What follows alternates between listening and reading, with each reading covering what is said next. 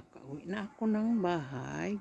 Today is November Thursday 13, 2025. Nakauwi na ako ng bahay. At ang papi ko, ang dami niyang binili kasi nga mula nang operahan ako, siya na po ang nag-groceries sa bahay. Ako naman yung kailangan ko doon sa tindahan. Ayan po ang niya, mga paborito ko, yung isda. Pumasok at saka yung sa atin, lumahan. Wow! Mga salad. Ayan. Ayun po, may lulutuin daw ngayon. Hindi ko alam kung ano.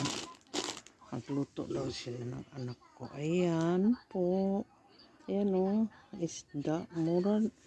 Kano ba ito? Nagmura na ata.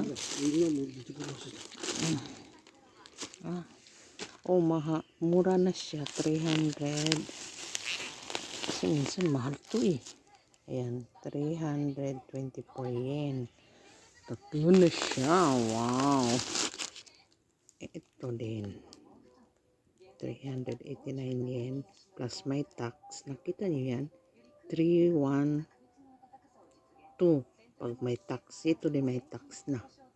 So, naging 349 na siya. Ang 324, 349 na. Ayan, ang dami niyang binili ng papi ko. Thank you. Papi ko. Ayan. Yung mga isda kasi mahilig ako sa isda. Ayun. Salamat po sa papi ko na nandyan po siya na sumusuporta. Pasensya na kayo, nagmas ako. Kasi nga malamig na rin eh. Masakit sa ilong. Lalo na pag mag-winter, masakit sa ilong ang lamig. Sa tenga. Yun. Yan. Pakita po. Yun lang po.